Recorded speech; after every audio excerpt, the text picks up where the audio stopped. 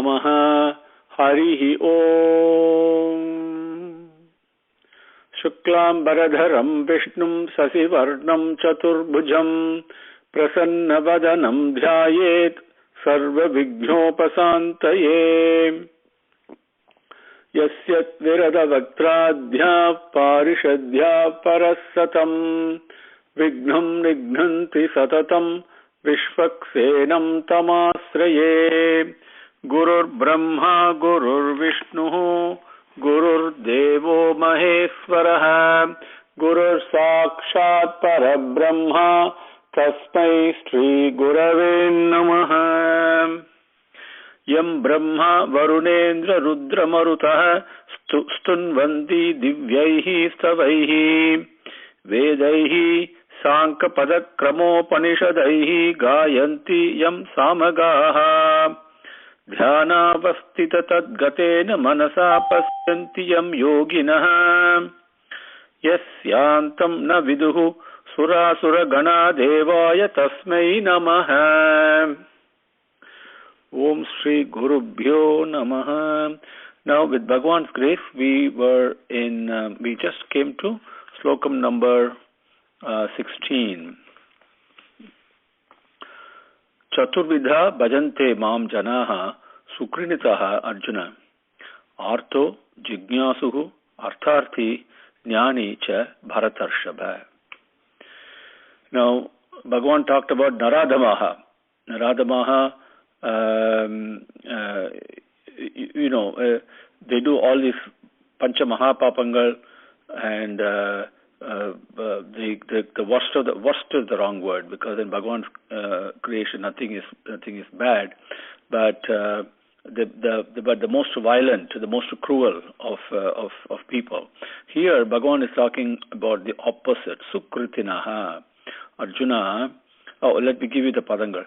Chatuhu Bida Bhajante Mam Janaha Sukritinaha Arjuna Artha Jignasuhu Artharthi Jnani Cha Bharatarshava. It addresses Bhagavan Arjuna. Arjuna, you know the meaning. Arjuna means pure. Arjuna means white.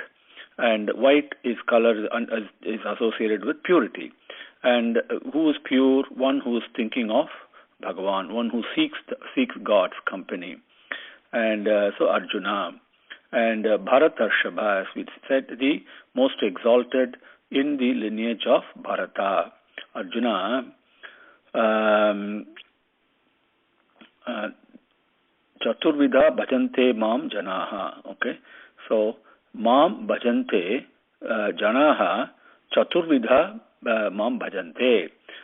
People, sukritinaha, not everybody, sukritinaha, people who are inclined to and also do good deeds. What are good deeds? Sukritina. What is sukritinaha? Good deed is any deed that is done in the company of God. And good company is God's company. Good company, that point is always interested in talking about God, hearing about God, singing about God, thinking about Bhagavan. So that company is good company. So Sukritinaha, those people, they worship me in 4 different ways. Chaturvidaha, four ways. Bhajante, worship mam, me. Janaha, people. Sukritinaha, people who do good deeds. Arjuna. Who are those 4 people?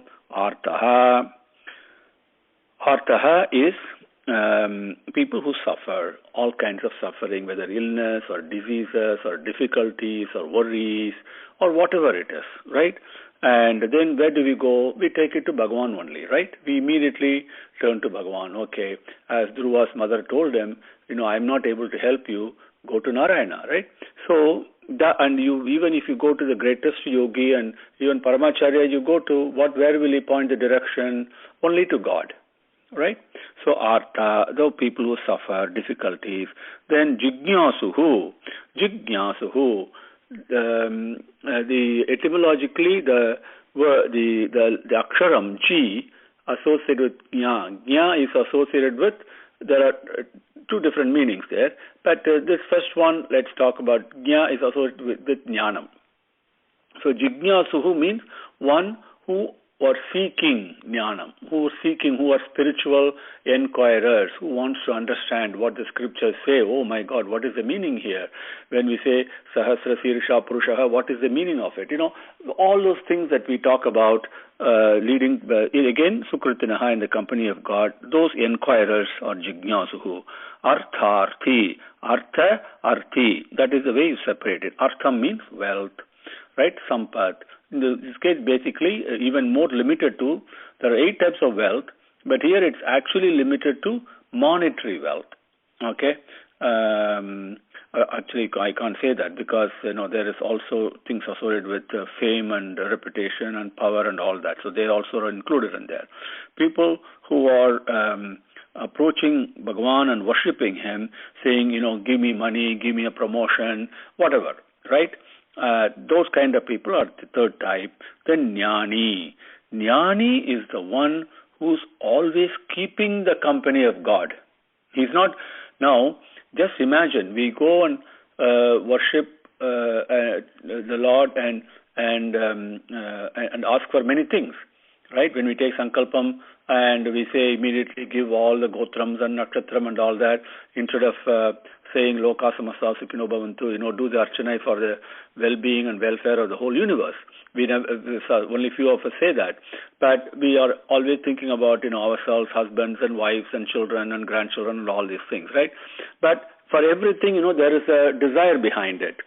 So when Bhagavan always will grant it. But suppose a Bhagavan comes and asks you, what is it you want? What will your answer be? Because one day he is going to ask that. That question is going to come. And it will definitely come. It's assured. So what will you answer? Swami, this is what I want. Because whatever you ask will fall short. It is not adequate. Because we don't know what to ask. We really don't know what to ask. That is really beneficial. That's why Arjuna asked Krishna in the beginning, I don't know what to ask you. I really don't know. You tell me what is good for me, right? And so, Jnani is that type of people. They never ask Bhagavan for anything. They are very happy to be with Bhagavan for Bhagavan's sake. And there is a beautiful story associated with this, which today I will defer for the sake of time. One day I hope there will be a chance to share that with you. And so Jnani is the 4th type, who's worshipping the Lord, Bharatarshava. These are the 4 types. Chaturvidha bhajante mam janaha sukritino arjuna artho jignasurartharthi jnani cha bharatarshava. Slokam number 17. Bhagavan says, among these 4 types, the Jnani, he permanently holds on to and devoted to the one entity appearing as many. Simply excels. The Jnani simply excels. I am his most beloved, and he is mine too. What a statement from the Lord, my God. And said, Tesham Jnani Nityayukta Ekabhaktihi Visishyate Priyo hi Jnaninotyartham Aham Sacha Mama Priyaha. Tesham Jnani Nityayukta Ekabhaktir Visishyate Priyo hi Jnaninotyartham Aham Sacha Mama Priyaha. Padangal Tesham Jnani Nityayukta Ekabhaktihi Visishyate. Priyo hi, the next word is Jnaninotyartham. And Jnaninaha Atyartham. And Aham Sacha Mama Priyaha. Tesham, among these 4 types of worshippers, Nityayuktaha, who is permanently holding on to the indweller, permanently holding on to divinity, to Bhagavan. That yogam that Swami has been teaching us, okay, that all through. Remember, there is really infinite yogas. Everything is really a yoga. Basically, mind has to be turned, and there are infinite ways to do that, okay? And the process, the practice, as well as the goal, all of them are yoga, which is getting one with the Lord.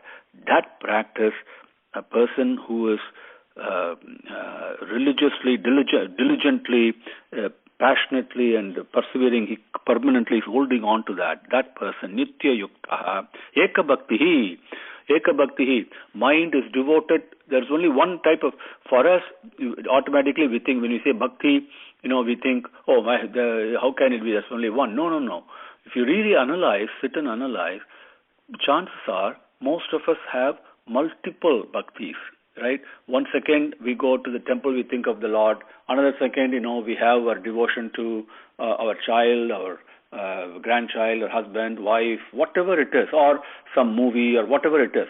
See, our bhakti is all over the place, right? But Eka Bhakti, which means devoted only to me, only to the Lord. What happens? That jnani visishyate, he simply excels. He's excellent. Truly excels, okay, not ordinary, is extraordinary. And then he certainly aham jnaninaha atyartham priyaha. Aham jnaninaha atyartham priyaha. Aham, I, jnaninaha, for these jnanis, for these devotees who are holding on to me and always thinking about me and loving me with their mind and nothing else. Bhakti means nothing but love. Love towards the Lord is bhakti. And then they are embracing me, they're thinking of me. These jnanis, atyartham means it's very great, very great. Ati artham is very great, the excellent. Priyaha, I am loved by them in an exalted manner. Priyaha, they love me very much. Okay, very much, to put it in another way. Sacha mama priyaha. That jnani is also there, is also mama priyaha. He is, I love him too. I love him too. He is loved by me. Okay, to put it in third thing, he is mine. To put it in a simple way, so Bhagavan says, I am the jnani's most beloved, and the jnani is mine also. Tesham jnani nityayuktaha yeka bhaktir visishyate priyo hi jnanino tyartam aham sa cha mama priyaha. Slokam number 18. All these people, then what happens to the remaining three devotees? That's why immediately Bhagavan answers that. No, all these people are superb, no doubt, he says. All these four types of devotees, nothing wrong going and asking Bhagavan for, cure my illness or give me some money or whatever that you want to. That's okay, because he is the only place where we can go and worship. Okay, he welcomes you. Okay, so that way he says, all these people are superb, no doubt, but I consider the jnani to be myself, established in the experience of seeing only me everywhere, because that's the experience he has got. He sees me everywhere.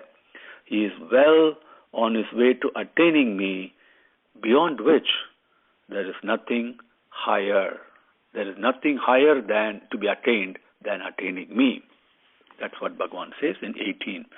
Udaraha sarva evaite jnanihu tu atmaiva me matam asvitaha sahi yuktatma mameva anuttamam gatim.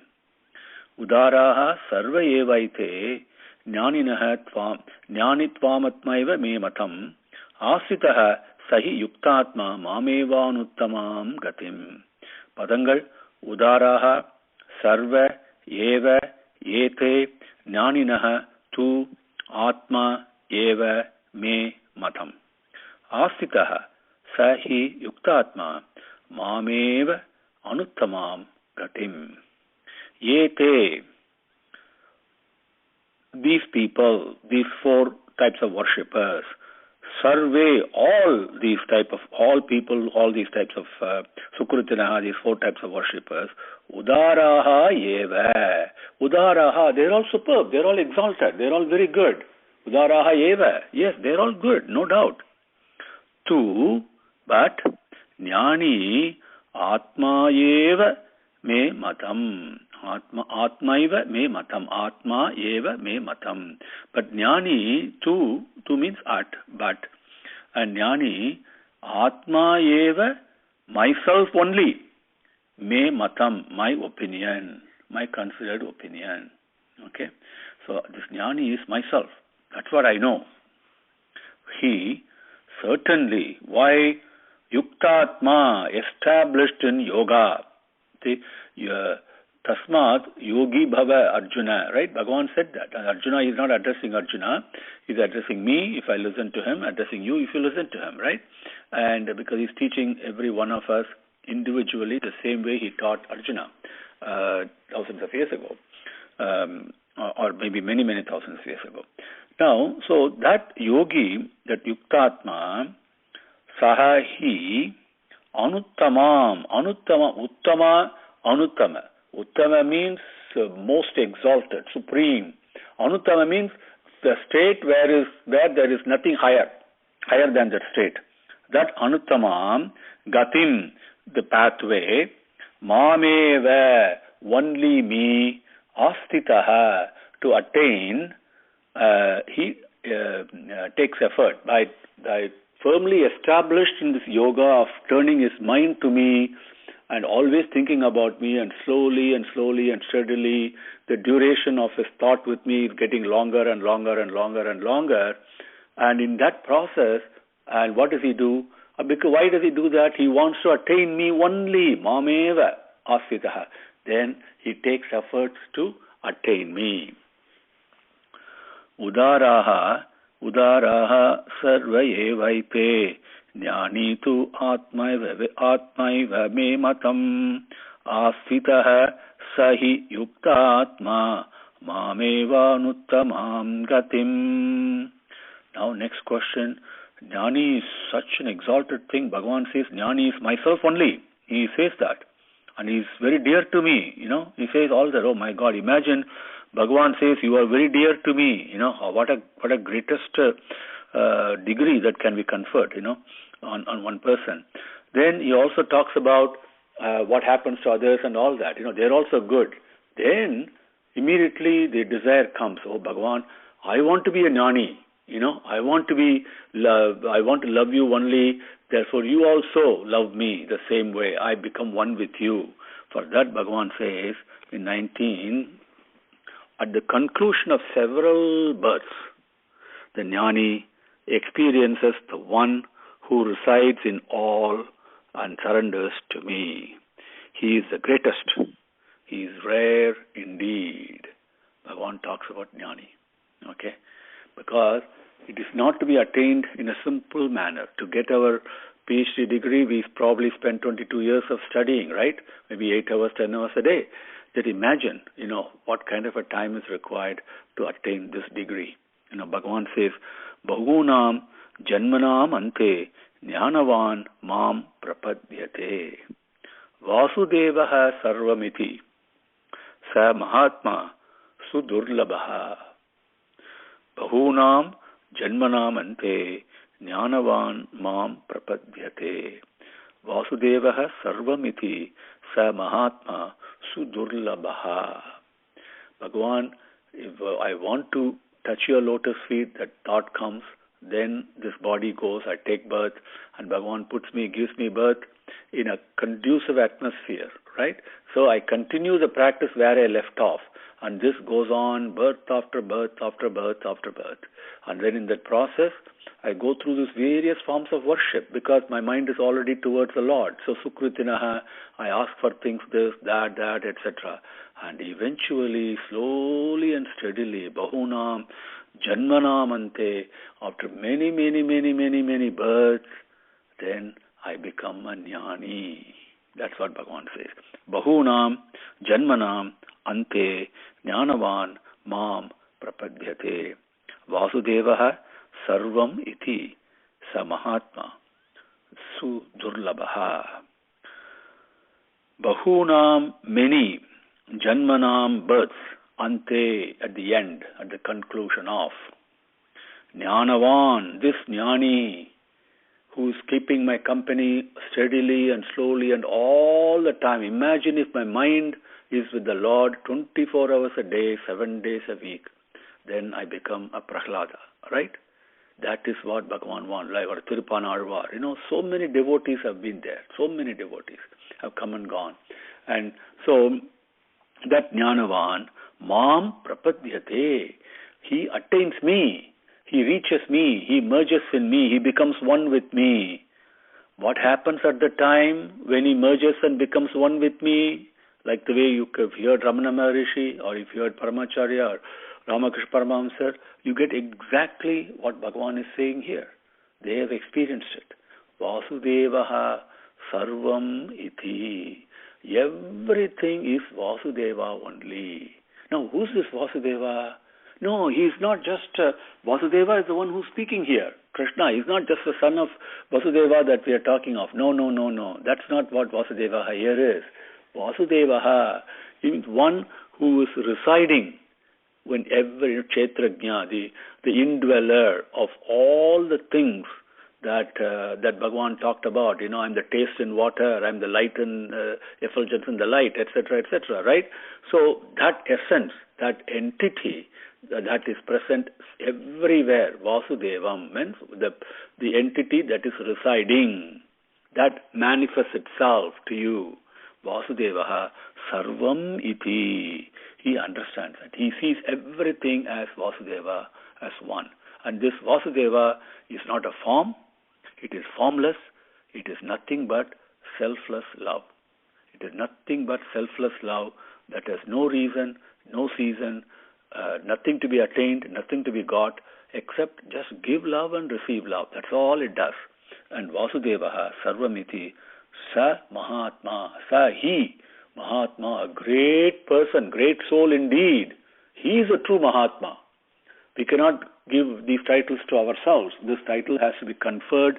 A title of a Bhakta, a title of a Mahatma has to be conferred only by God. No human being can confer that. Okay? So Bhagavan says he is Mahatma. And not only that, Sudurlabha, very rare indeed, very rare.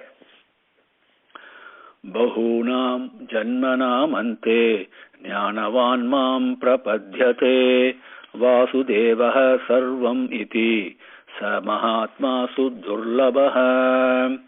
Slokam number 20.